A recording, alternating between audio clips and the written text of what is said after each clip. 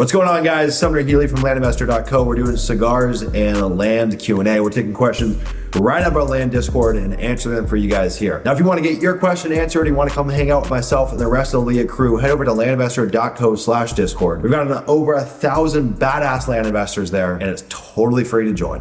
Now, this question comes from one of our Leah members, David. David says, I will test cold calling soon. What's your experience with that? I'm asking myself what kind of response rate I can expect and how much is the conversion rate compared to direct mail? Well, I must give you guys full disclosure. I've only done one short 3-month stint with cold calling. It was about 3 years ago and it didn't last long. Now, David, you can take what you want from that. There's probably a reason it didn't last long. Now, I know many land investors that have tried cold calling. I don't know many that are still doing it.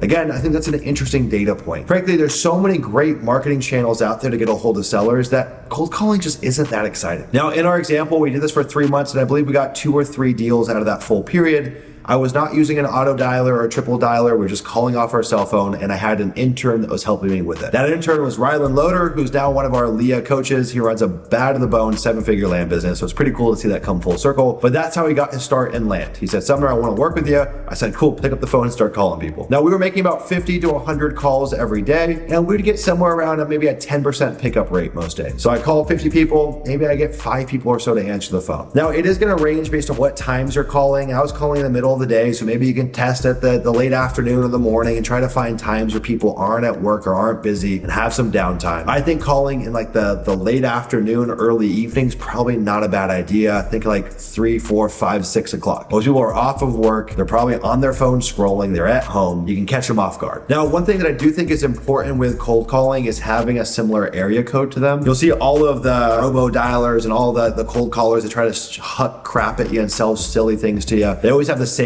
area code. And that's because you're gonna have a much higher response rate or a higher pickup rate. That's one thing that we weren't doing. I was just calling off of my cell phone. So that's the first thing. I would get area codes for the markets you're working in. And 100%, I believe that you need an auto dialer or some kind of triple dialer where it'll ring multiple lines at once, and whoever picks up, it'll route you to that call. What I've seen with cold calling is it definitely is a volume game if you want to have really consistent lead flow from it. And in my opinion, cold calling is not cheap. You're gonna burn through data. You're gonna need the data costs, you're gonna have skip tracing costs, you're gonna have the labor costs, and you're gonna have the top cost of the tools like auto dialers or triple dialers and all that stuff. You're gonna have all the costs for the additional area codes. Like there's real cost that goes into this. If you're doing this where you have a full-time person doing it and you're not just doing it, you're on your cell phone yourself, and we'll talk about how you might do that. Now, what I've seen with cold calling is there's 2 ways you can go. 2 ways that I think are the most logical. The first way is you go after really high value properties, okay? You're going after subdivided deals or entitlement deals, deals that are gonna make you hundreds of thousands or millions of dollars per deal. And so you might only get 3 or 4 deals a year, but it's well worth your time. You know, if you're just going after the standard buy for 20, sell for 40, buy for 10, sell for 20, I just don't think the juice is worth the squeeze. If you're just taking a list out of data tree and calling those people, it's gonna be too damn hard because you don't know if they're motivated. You have a very low response rate. They don't know who you are. People are very weary of cold calls, right? Cold calling has a bad name. I probably get 20 or 30 random dials every day. It's annoying. I block all of them, right? So you get a lot working against you. Where with direct mail, that's not so much the case, right? We can click a button and go talk to 5,000 people all in one click instantly without really doing any work on our side. And mail is a trust-based marketing format. In fact, it's rated the highest form of trust-based marketing out there. So a letter is going to resonate much more with a seller than a cold call. So you've got a lot working against you, okay? But you can make it work by going after big enough deals where the juice is worth the squeeze. If it were me and my business, I'd probably only go after big subdivide deals or big entitlement deals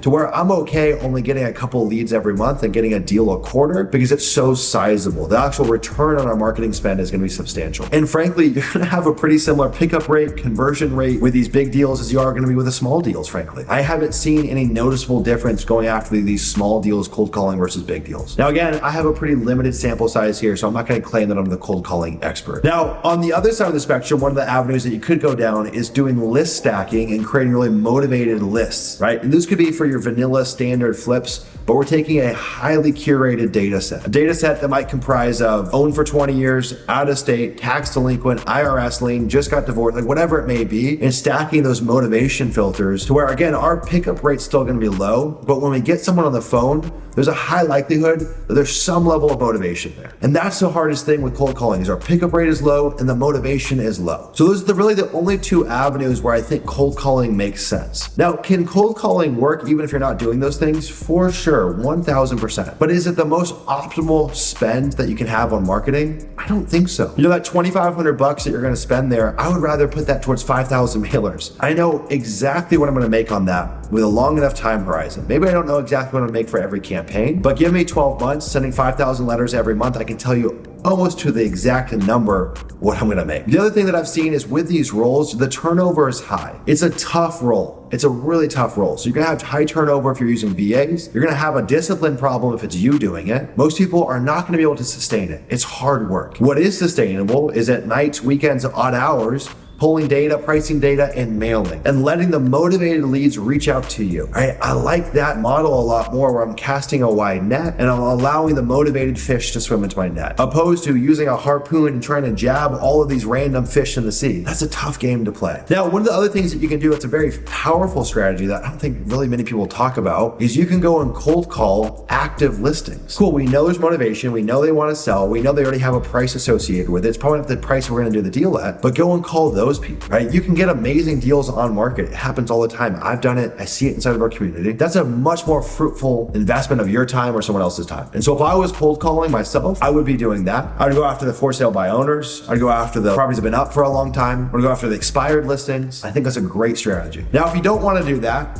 and I was just cold calling, I would probably stack both of those filters that I just told you about. So I'd only go after high value leads if I was cold calling, and I'd want to stack motivation filters on top of it. And so yeah, I could do 50 cold calls a day, but at least I know that list has value and there's some level of underlying motivation there. Now again, my pickup rate's still going to be low, but the cards are stacked in my favor a bit more. Now, one of the things I also think is really important with cold calling is your pickup rate's going to be very low. So how do we get a better pickup rate? Well, we're going to triple dial everyone. So call, don't pick up, call again, don't pick up, call the third time. And if you triple dial, you'll actually bypass the do not disturb on iPhones. Most people double dial, but I recommend doing a triple dial. That might take your pickup rate from 10% to 15%. And any increase that we can get in our pickup rate, the more deals we're going to do. It's that simple. So we got to optimize our pickup rate. The next thing that I'm going to do, so I don't just chew through new data and always stuff new data into the business, I'm going to keep on working those leads. So maybe I triple dial today and I don't pick up. I triple dial the same list tomorrow and keep on triple dial. I keep on working them. Now, there has to be some threshold where you say, okay, no more, I'm done with it, but I'm going to keep on working that list. And so set some kind of threshold in your business where you say, hey,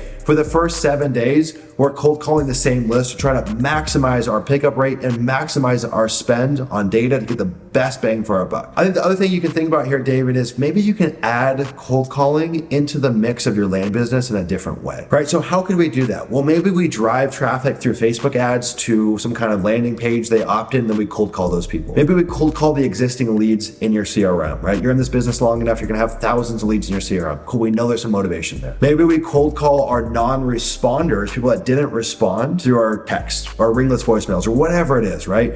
So having some kind of frontline defense for a cheaper marketing channel that we can go out and touch them first and then add cold calling towards the end. And we're whittling that list down. If it were me, I wouldn't want cold calling to be the first marketing channel I use. I think there's better options out there to touch people initially, but I would have it later stage in my marketing flow. I think as the land business changes and as some more people come into the business, we need to get more savvy with our strategies for marketing. So creating a sequence, right? Back in the day, what everyone used to do is just send out mail. Someone responds, you do the deal. If people don't respond, you never talk to them again. Well, I think the efficient thing to do is to stack multiple marketing methods on top of those lists and hit them from multiple angles. It's called omnipresence. And so now we can let our other marketing pieces all work together and we can create some kind of relevance with those leads, opposed to cold calling a list and never touching it again, or mailing a list and never cold calling. Like, you want to maximize and stack these channels on that same data set. That's also going to allow us to get the most bang for our buck from our data. Now, what's so important going through all this and talking about marketing sequences,